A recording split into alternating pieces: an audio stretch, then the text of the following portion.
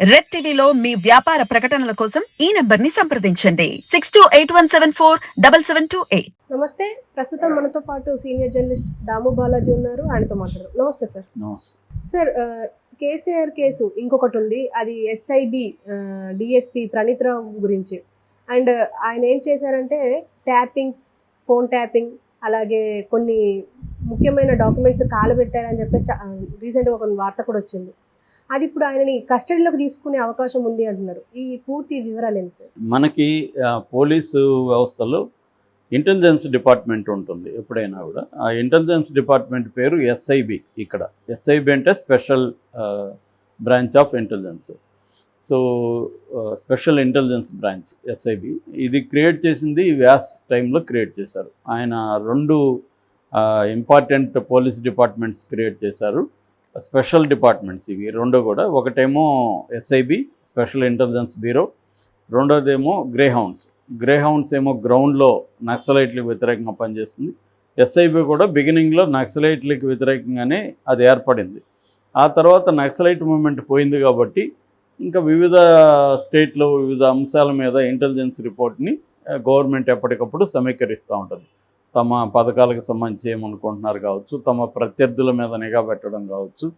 ఇవి జనరల్గా గవర్నమెంట్స్ ఏం చేస్తుంటాయంటే తమ ప్రత్యర్థులు ఎవరైతే ఉంటారో అపోజిషన్ పార్టీస్ వాళ్ళ లీడర్స్ మీద నిఘా పెడతారు. ఈ నిఘాలో ఇప్పుడు ఏమైందంటే ఫోన్ ట్యాపింగ్ అనేది ఈజీ అయిపోయింది. ఇంతకు మామూలుగానే మనమే నేను నీ ఫోన్ ట్యాప్ చేయాలనుకుంటే 10,000 సంవత్సరానికి కట్టేసి ఆ ఫోన్ ట్యాప్కి చేసే ఒక యాప్లో నేను రిజిస్టర్ అయితే ఆ తర్వాత నీ ఫోన్ తీసుకొని నీ ఫోన్లో నేను ఇన్స్టాల్ చేయాల్సి ఉంటుంది. ఆ యాప్ ఇన్స్టాల్ చేస్తే అది హిడెన్ మోడ్లో ఉంటుంది. నీకు తెలియదు, నీ ఫోన్లో ఉన్నట్టు కూడా నీకు తెలియదు.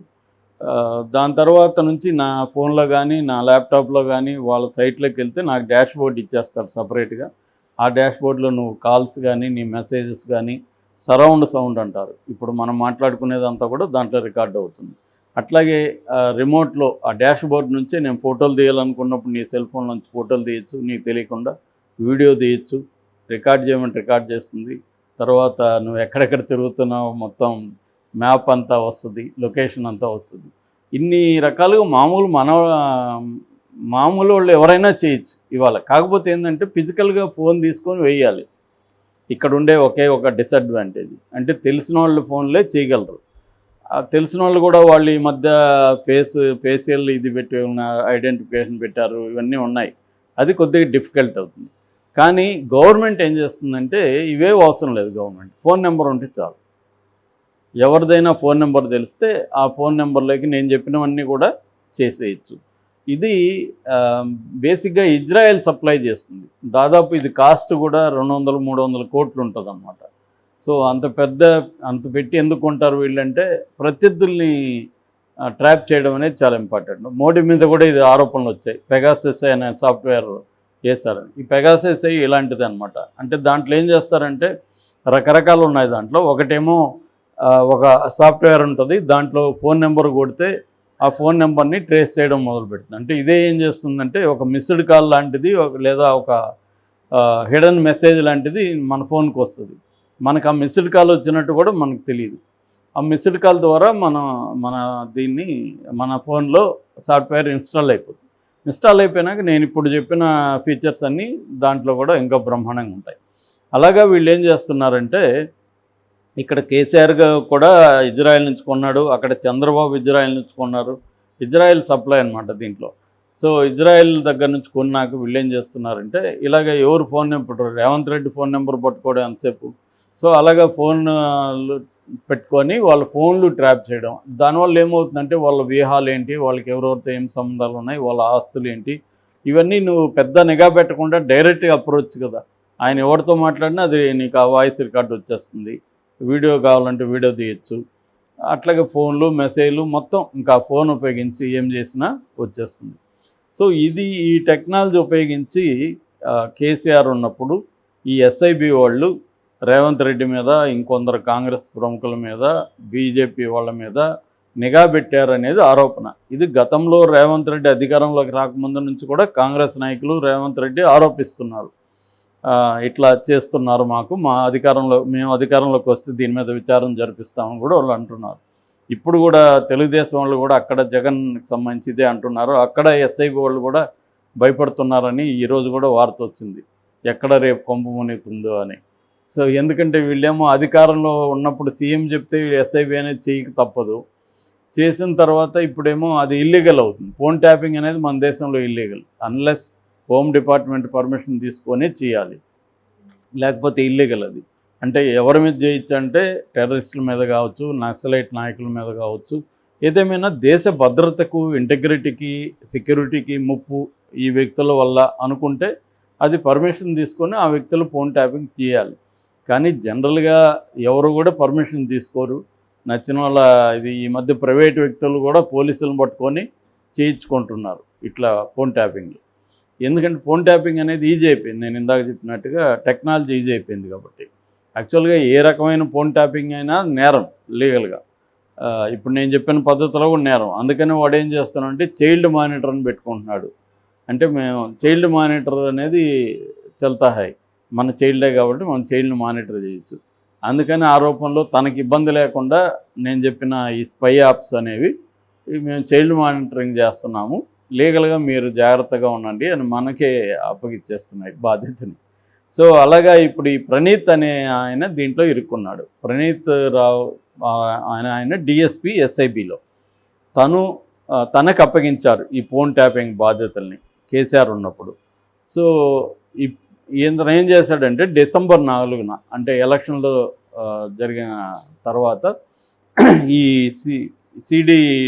హెచ్డి అంటే హార్డ్ డిస్క్లు ఉంటాయి కదా, ఈ హార్డ్ డిస్క్లో ఈ నేను చెప్పిన ఇప్పుడు డేటా అంతా పెట్టాలి కదా, ఆ డేటా అంతా హార్డ్ డిస్క్లో 42 హార్డ్ డిస్క్లో పెట్టారు.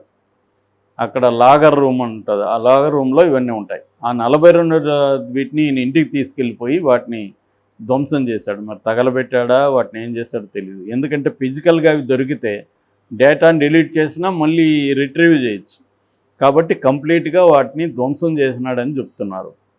అట్లాగే 1610 పేజీల ఈ మొత్తం ఈ లిస్టు ఏమేమి ఉంది అవన్నీ కూడా ఆయన టైప్ చేస్తారు. సో ఇదంతా కూడా ఆయన తగలబెట్టేస్తాడు ఇంటికి తీసుకెళ్ళి అనేది ఆరోపణ అనమాట. దీని మీద అడిషనల్ ఎస్పీ డి రమేష్ ఎస్ఐబిలోనూ అడిషనల్ ఎస్పీ రిపోర్ట్ ఇచ్చాడు. దీని మీద ఇప్పటివరకు వీళ్ళు విచారణ జరిపి ఇతన్ని నిన్న రాజన్న సిరిసిల్ల జిల్లా కేంద్రం సిరిసిల్లలో అరెస్ట్ చేశారు. నైట్ వాళ్ళ ఇంటి దగ్గరే. మొన్నటి వరకు ఆయన తప్పించుకొని యూజీకి వెళ్ళాడు, రహస్యంగా తిరుగుతున్నాడు అని చెప్పారు. మొత్తానికి ఆయన పట్టుకోగలిగారు. ఇంకోటి ఏంటంటే ఈయన మీద ఆరోపణ, ఈయనకి యాక్సిలరేటెడ్ ప్రమోషన్ కూడా వచ్చిందని. యాక్సిలరేటెడ్ ప్రమోషన్ అంటే రెగ్యులర్ కోర్సులో వచ్చే ప్రమోషన్ కాకుండా కొన్నిసార్లు ప్రత్యేకంగా స్పీడప్ చేసి ఇస్తారు. అది ఎప్పుడు ఇస్తారంటే జనరల్గా ఇచ్చేది నక్సలైట్లని గట్టిగా వాళ్ళని పట్టుకోవడం కానీ వాళ్ళని చంపడంలో చురుగ్గా ఉంటే అలాంటి ఆఫీసర్లకి యాక్సిలరేటెడ్ ప్రమోషన్ అనే పేరుతో ఇస్తారు. ఈయన అటువంటి ఏమీ లేకుండా కూడా ఈయన తెచ్చుకోగలిగాడు యాక్సిలరేటెడ్. అంటే దీంట్లో ఏంటంటే ఏదో ఒక కారణం చూపించి ఇచ్చేస్తారనమాట. అది కూడా ఇప్పుడు విచారణకు వచ్చింది. సో ఈయన ఆ ఎస్ఓటి లాకర్ రూమ్ అంటే స్పెషల్ ఆపరేటింగ్ టీము లాకర్ రూమ్లో ఉన్న వీటిని ధ్వంసం చేయడం కావచ్చు, ఇవన్నీ వచ్చింది. ఆయన పట్టుకొచ్చారు, పంజగుట్ట పోలీసులు పట్టుకొచ్చి వాళ్ళు ఇప్పుడు కోర్టుకు పెట్టే అవకాశం ఉంది. ఈరోజు రాత్రి అంతా కూడా ఆయన విచారించారని చెప్తున్నారు. నాకు తెలిసి కోర్టుకు తీసుకొని ఆయన మళ్ళీ అంటే కోర్టు పర్మిషన్తో కస్టడీకి తీసుకొని ఆయన ఇంకా డీటెయిల్గా విచారించే అవకాశం ఉంది. అసలు ఎవరి ఫోన్లు ట్రాప్ చేశాడు ఈయన, ఎంత ఏమేమి తెలిసాయి దాంట్లో నుంచి, ఇవన్నీ కూడా విచారించే అవకాశం ఉంది. దీన్ని సిఐడికి అప్పగిస్తారని కూడా అంటున్నారు. ఎందుకంటే ఇది స్పెషల్గా డీల్ చేయాల్సి ఉంది. నేను ఇందాక కూడా చెప్పినట్టుగా రేవంత్ రెడ్డి కూడా జగన్ అడుగుజాడల్లో నడుస్తున్నట్టున్నాడు. కేసీఆర్ సంబంధించిన అనేక కుంభకోణాలను బయటికి తీసి కేసీఆర్ మీద వరుసగా కేసులు పెట్టుకుంటూ పోయే, అంటే ఒక దాంట్లో బెయిల్ వస్తే ఇంకొక కేసు, ఒక దాంట్లో బెయిల్ వస్తే ఇంకొకటి, ఇది గ్రౌండ్ ప్రిపరేషన్ అనేది జరుగుతుంది. జగన్ కూడా అలా చేసుకుంటూ వచ్చి ఎలక్షన్ ముందు అరెస్ట్ చేశాడు.